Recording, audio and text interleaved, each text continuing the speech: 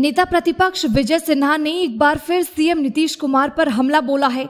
उन्होंने कहा कि नीतीश कुमार की सरकार में अराजकता का माहौल है। उन्होंने कहा कि नीतीश की नीयत में खोट है। नालंदा में हिंसा के दिन रथ को रोका गया, जिसको आज सुबह ही चोरी छिपे मठ तक पहुंचाया गया। वहीं अब पूजा पाठ भी शुरू हो गया है। सरकार का इकबाल खत्म हो गया है। सरकार ने जानबूझकर कुछ लोगों को फंसाया है। तो वहीं दूसरी ओर विजय कुमार सिन्हा ने कहा कि बीजेपी शुरू से ही जातीय जनगणना के इस आधार पर समर्थन किया था कि यह एक समान नीति, पद्धति और कार्यान्वयन प्रारूप बनकर सबकी सहमति लेंगे और इसे पूरा कराएंगे, लेकिन पहले दिन से इनकी नीयत में खोट है। नीतीश पर हमला करते हुए कहा कि पहले इन्होंने 2022 में एनडीए छोड़ा और फिर इसके कार्यान्वयन के लिए त्रुटिपूर्ण नीति बनाई। तिथि है इस माह का। जिलाधिकारी से भी हमारी बात हुई थी, एसपी से भी बात हुआ था। उन्होंने कहा था कि ठीक है, और हम लोग अब जा रहे हैं। मालूम हुआ है कि वो लोग सुबह पहुंचा दिए। तो इस तरह से प्रशासन बहुसंख्यकों का हिंदुओं के आस्था को क्या सुरक्षा प्रदान करने में सक्षम नहीं है? क्या हम लोग अगर जो जाते तो प्रतिपक्ष का संवैधानिक पद पर हम लोग बैठे हुए भी हैं।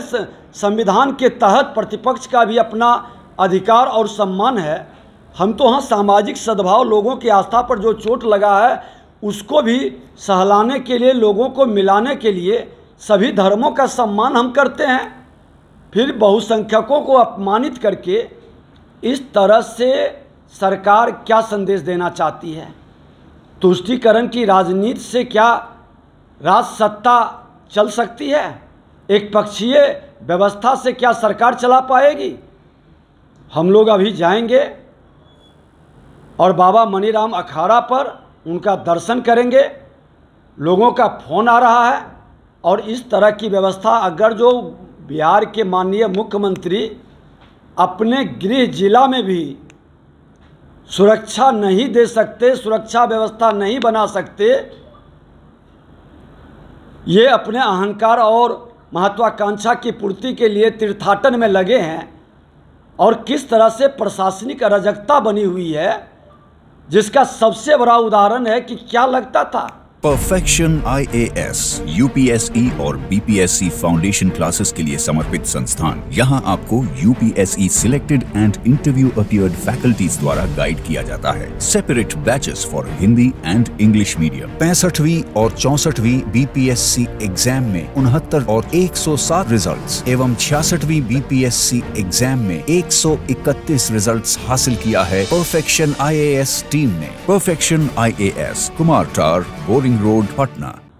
अब सुबह 7 बजे ही पहुंचा दिया। हम लोग पहुंचते, साथ में प्रशासन चलती, हम लोग साथ में चल करके एक सामाजिक सौहार्द भी बनता। लोगों को लगता कि नहीं, प्रशासन सजग है। और जिन लोगों को आपने झूठे मुकदमे में फंसाया, जिसके आस्था पर चोट किया, जिस रामनवमी शोभा यात्रा पर पत्थर बरसाया, उसके मन के अंदर शांति आती, सामाजिक सद्भाव बढ़ता।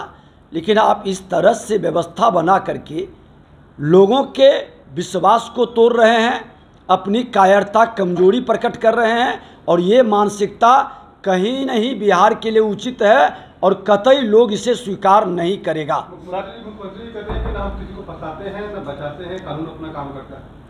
अगर जो नहीं बचाते हैं, नहीं फंसाते हैं, तो उनके कैबिनेट मंत्री इजराइल मंसूरी, जिस पर डायरेक्ट मृतक का परिवार FIR करने जाता है और उनको कॉपी भी देते हैं, वो पढ़ते भी हैं, स्वीकारते भी हैं, FIR क्यों नहीं होता है? और FIR को तो छोड़ दीजिए, उसको धमकी देता है कि अगर जो FIR करोगे तभी बेटा को मारे, हम दामाद को मारेंगे। मुख्यमंत्री जी की क्यों नहीं इस पर कोई जवाब आया?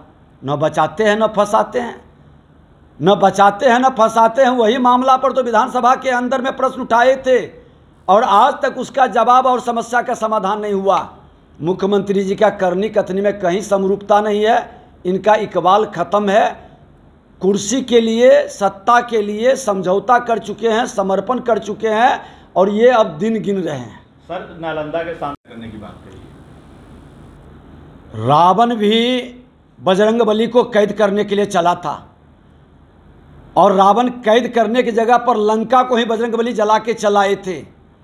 इन लोगों की जो लंका रूपी अपने साम्राज्य को बनाए हैं, प्रशासनिक अराजकता, अपराध और भ्रष्टाचार का जो माहौल खड़ा किए हैं, उस माहौल में हमारे बजरंग दल और बजरंगबली के स्वरूप में, राष्ट्र हित में, समाज हित में, सबके हित में, आपदा विपदा में काम करने वाले लोग पर जिस दिन प्रतिबंध लगाएंगे, इनकी लंका जल जाएगी और ये लोग कहीं दिखाई नहीं पड़ेंगे।